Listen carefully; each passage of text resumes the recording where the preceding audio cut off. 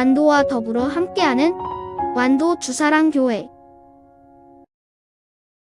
오늘 우리에게 주신 하나님 말씀은 마가복음 14장 12절에서 26절까지 말씀입니다. 마가복음 14장 12절에서 26절까지 우리 하나님 말씀을 한 절씩 교독해서 읽겠습니다. 무교절의 첫날 곧 유월절 양 잡는 날에 제자들이 예수께 여짜오되 우리가 어디로 가서 선생님께서 유월절 음식을 잡수시게 준비하기를 원하시나이까 하매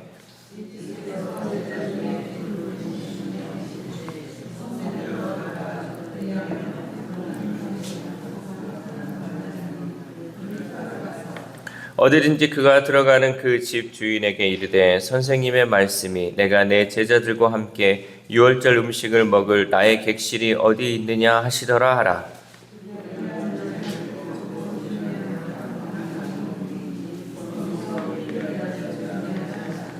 제자들이 나가 성내로 들어가서 예수께서 하시던 말씀대로 만나 유월절 음식을 준비하니라.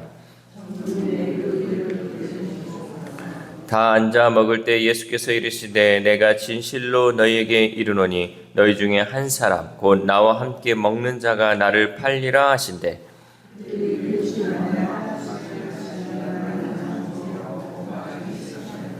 그들에게 이르시되 12 중에 하나 곧 나와 함께 그릇에 손을 넣는 자니라.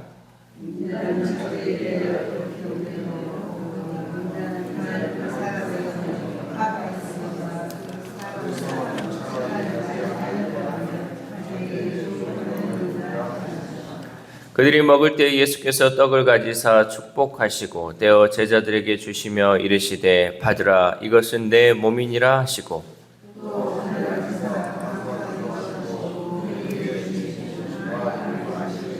이르시되 이것은 많은 사람을 위하여 흘리는 나의 피 곧 언약의 피니라.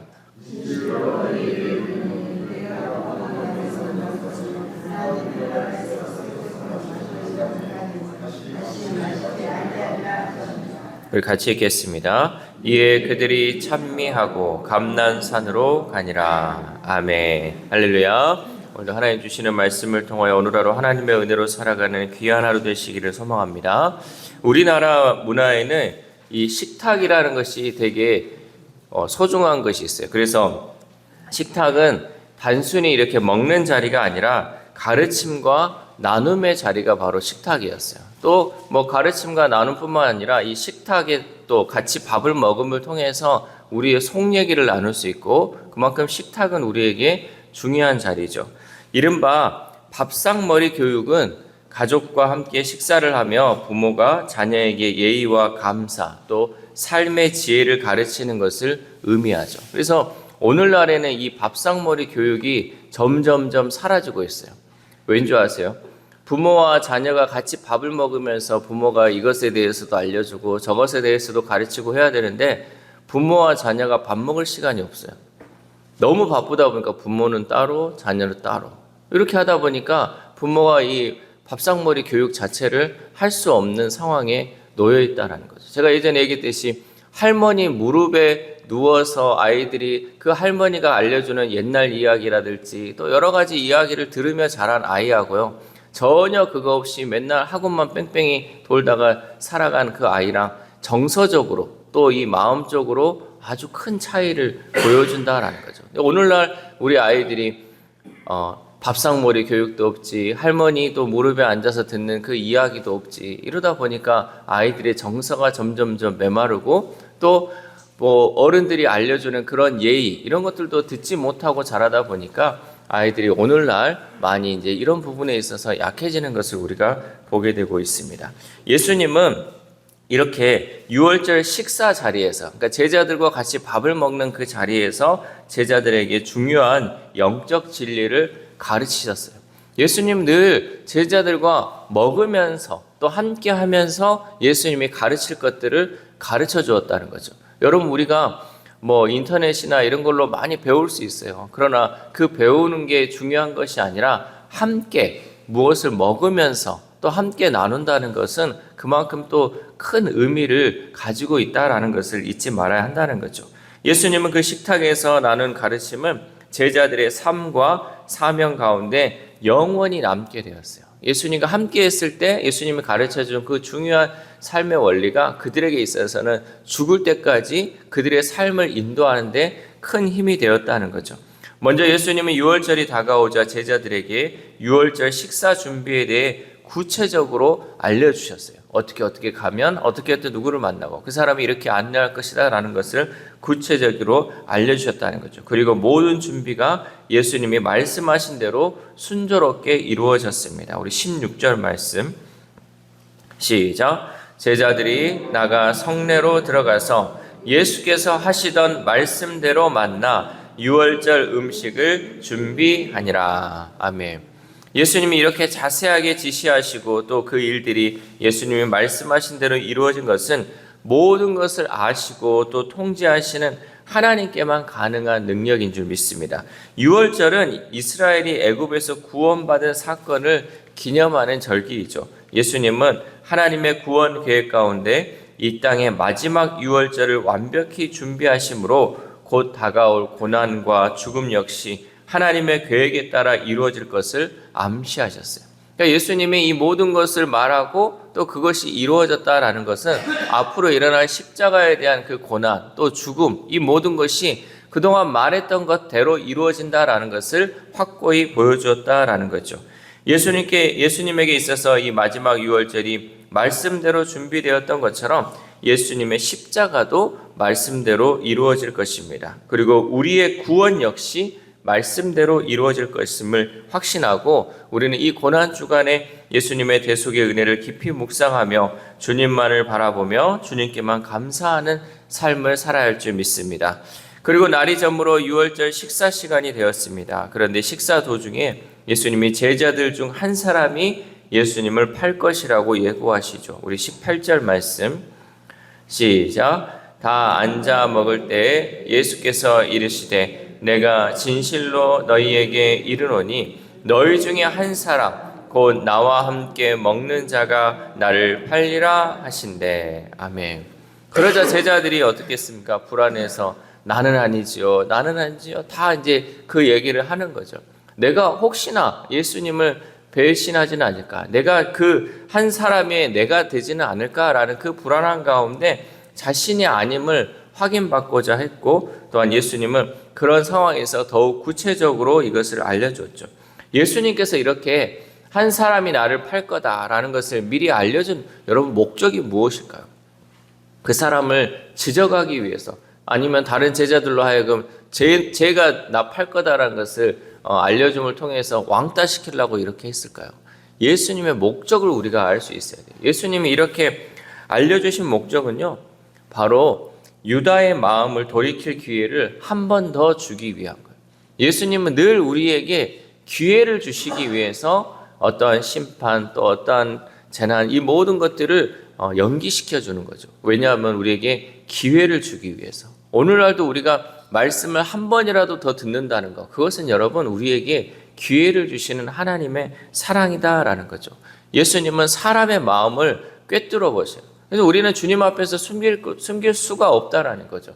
왜냐하면 주님은 우리의 마음을 다 아시기 때문에 내 마음 가운데 지은 죄까지도 주님은 다 아신다는 거죠. 그러므로 우리는 예수님께서 또 하나님 말씀을 통해서 내 죄를 지적할 때는 어제 말씀드린 것처럼 우리가 그것으로 인하여 분노하거나 또 그것으로 인해 화를 내는 것이 아니라 우리의 죄를 지적하신 그 주님께 우리의 마음을 돌리고 다시금 회개함을 통해서 하나님께 용서의 자리로 나아가야 한다는 거죠. 예수님이 주시는 그 기회를 놓치지 않는 것, 그것을 붙잡는 사람이 바로 참된 성도라는 사실입니다. 예수님께서 이렇게까지 가룟 유다의 마음을 돌리고자 했는데 그렇게 되지 않자 예수님께서 이렇게 말씀하시죠. 21절 말씀 시작.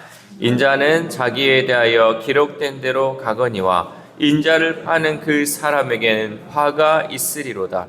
그 사람은 차라리 나지 아니하였더라면 자기에게 좋을 뻔하였느니라 하시니라. 아멘. 차라리 나지 아니하였더라면 좋을 뻔하였다. 여러분 우리가 교회에서뿐만 아니라 세상 가운데도 그런 사람이 얼마나 많습니까?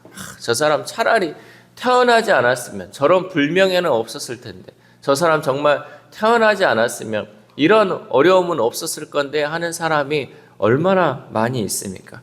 차라리 나지 아니하였더라면 저렇게까지 하지 않았을 텐데 라는 그 안타까운 탄식의 표현이라는 거죠. 예수님도 가룟 유다를 향해 깊은 안타까움과 끝까지 회개하라는 강력한 경고를 한 것이죠. 그러면서 동시에 회개를 하지 않을 경우 벌어질 심각한 결과를 알리신 것입니다. 예수님은 말씀대로 기록된 대로 가셨지만 유다는 큰 심판을 받게 되었습니다. 하나님과 원수였던 우리가 예수님의 그 순종과 긍휼로 인해 구원받았음을 우리는 잊지 말아야 한다는 거죠. 그리고 예수님이 가신 길을 따라 늘 순종하며 살아가는 우리가 되어야 할 줄 믿습니다. 마지막으로 예수님은 제자들과 성찬식을 행하시죠. 처음에는 떡을 떼어 축복하시고 제자들에게 주시면서 이렇게 말씀하십니다. 우리 22절 말씀 시작. 그들이 먹을 때에 예수께서 떡을 가지사 축복하시고 떼어 제자들에게 주시며 이르시되 받으라 이것은 내 몸이니라 하시고 아멘. 또 잔을 주시며 이렇게 말씀하십니다. 24절 말씀 시작. 이르시되 이것은 많은 사람을 위하여 흘리는 나의 피 곧 언약의 피니라. 아멘. 예수님께서는 떡을 들어 축복하시고 제자들에게 나눠주시며 그것이 예수님의 몸이다라고 말씀하셨습니다. 이어서 잔을 들어 감사의 기도를 드리신 후에 그것이 죄인들을 위해 흘리시는 예수님의 피라고 말씀하셨습니다. 예수님은 이것을 통해서 무엇을 위해 십자가에 못 박히고 또 살이 찢기고 피를 흘리는지 생생하게 우리에게 가르쳐 주셨다라는 거죠. 이 떡을 떼는 것, 또 이 잔을 마시는 것이 어떤 것을 의미하는지를 우리에게 알려주셨다라는 거죠. 그러므로 우리 모든 성도는 성찬식에서 빵과 포도주를 먹고 마실 때마다 하나님 나라 백성의 삶의 원리가 희생이라는 진리를 마음에 새겨야 한다라는 거죠. 오늘날 희생이라는 단어는 사람들에게 환영받지 못합니다. 사람들은 남들보다 더 영악하게 살면서 손해보지 않으려고 부단히 노력하며 살고 있는 게 오늘날의 삶이죠. 그러나 우리가 깨달아야 할 것은 예수님이 성찬식에서 보여주신 자기 희생이 하나님 나라의 백성에게 요구되는 삶의 방식이라는 사실이죠. 우리가 해야 되는 삶의 방식은 바로 자기 희생이 있어야 한다는 거죠. 오늘날 많은 사람들이 누가 자기를 희생하려고 합니까? 어떻게 하면 내가 희생하지 않고 어떻게 하면 내가 손해보지 않으려고. 그래서 예전에 어떤 예능 프로그램에 이런 말이 있잖아요. 나만 아니면 돼. 나만 안 걸리면 돼. 나만 아니면 다른 사람이 걸려도 상관이 없어. 이런 것이 여러분 오늘날의 우리의 문화 속에 있다라는 거죠. 소설가 정현희 씨가 쓴 책 내 잔이 넘치나이다의 그 실제 주인공 맥의수는 조선신학교를 다니던 신학생이었어요. 그는 한국 전쟁 중에 거제리 포로 수용소에 갇혔고 그곳에서 중공군 포로들을 돌보게 되었습니다. 그는 몸을 사리지 않고 포로들을 돌보며 헌신적으로 봉사했고 열정적으로 복음을 전했습니다. 수용소의 그 열악한 환경 속에서 그는 병을 얻어 27세의 정말 어린 나이에 생을 마감했으나 그의 희생으로 많은 중공군 포로들이 예수님을 믿게 되었습니다. 여러분 우리는 그 한 사람이요 희생하고 또 일찍 죽으면 그 사람을 안타깝게 보지만요 그 사람의 희생을 통해서 많은 열매가 맺어진다는 사실을 우리는 잊지 말아야 돼요. 나의 희생, 나의 그 값비싼 희생을 통해서요 많은 사람들이 주께 돌아오고 많은 사람들이 주의 복음을 받을 수 있다면요 우리는 그 희생을 기꺼이 감당해야 한다는 거죠. 사랑하는 우리 주사랑교회 성도 여러분, 성찬식은 단순한 종교의식이 아닙니다. 우리는 성찬의 식에 참여할 때마다 내가 거룩하고 희생적인 삶을 살고 있는지 나를 돌아보아야 합니다. 그리고 예수님이 베푸신 구원의 은혜를 되새기며 마음을 다해 감사를 드릴 수 있어야 하죠. 또한 우리를 위해 희생하신 예수님의 본을 따라 결심해야 합니다. 6월절 식탁에서 예수님은 구원의 계획과 성도의 삶의 본질을 가르쳐 주셨습니다. 떡과 잔을 나누며 예수님이 보여주신 그 희생과 사랑은 우리가 날마다 기억해야 할 구원의 핵심인 줄 믿습니다. 이 새벽 우리가 함께 기도할 때 하나님 끝까지 말씀대로 순종하고 희생하신 예수님의 본을 따르는 우리가 되게 해달라고 기도하시고 또 우리가 성찬을 할 때마다 예수님의 희생과 사랑에 감사하며 그 사랑을 우리만 누릴 것이 아니라 우리의 이웃과 원수까지 사랑할 수 있게 해달라고 기도합시다. 또한 오늘 하루를 살아감에 있어서 내 속에 예수 그리스도의 피가 흐르는 삶, 생명을 살리는 삶을 살아가는 저와 여러분 되시기를 주님의 이름으로 소망합니다. 기도하겠습니다. 하나님 감사합니다. 오늘도 6월절 식사 자리에서 예수님이 하신 그 말씀을 통하여서 우리가 이 땅에 어떠한 삶을 살아야 할지 말씀을 통해 깨닫게 하심에 감사를 드립니다. 하나님, 예수님께서는 정말 중요한 것들을 이 제자들에게 식탁의 자리에서 알려주시고 또 그것을 깨닫게 해주셨던 것처럼 우리 또한 하나님 함께 먹으며 함께 나누며 함께 주님의 말씀을 배우며 그것을 따라 이 세상 가운데 승리하며 살아갈 수 있도록 도와주시옵소서. 단순히 우리가 이론적으로 알고 끝나는 것이 아니라 우리가 들은 이 말씀, 또 우리가 깨달아진 이 말씀을 우리 삶의 현장 속에서 그 말씀대로 살아감을 통하여서 반드시 말씀대로 이루어진다는 그 확신을 가지고 살아갈 수 있는 우리 주사랑 공동체 될 수 있도록 도와주시옵소서. 특별히 하나님, 우리도 하나님의 말씀을 먹고 또 함께 식탁의 교제를 나누면서 늘 주님 앞에 나아갑니다. 하나님, 우리가 늘 한 식구임을 잊지 말게 하시고 우리가 하나됨을 통하여서 하나님 나라를 이루기에 힘쓰는 우리 모두가 될 수 있도록 도와주시옵소서. 특별히 하나님, 가룟 유다를 향한 예수님의 그 마음을 우리 또한 닮아갈 수 있도록 도와주시옵소서. 그 안타까운 마음, 정말 회개를 시키고자 하는 그 마음, 주님, 우리 또한 하나님이 우리를 향하여 그 마음을 품고 있음을 보게 됩니다. 하나님, 우리 안에 혹이라도 이 죄 지은 것들이 있다면 하나님 반드시 주님 앞에 아뢰음을 통하여 회개함을 통하여서 하나님의 구원받은 백성으로의 삶을 살아가는데 부족함 없도록 도와주시옵소서. 또한 하나님, 우리를 이 땅에 보내주시고 거룩한 사명 감당하게 하셨사오니 하나님 그 사명 감당할 수 있도록 늘 우리가 거룩하게 살아가고 늘 희생하는 삶을 살아갈 수 있는 우리 모두가 될 수 있도록 도와주시옵소서. 아픈 환우들을 위해서도 기도합니다. 하나님, 그 영혼들 고쳐주시고 치료하여 주심을 통하여서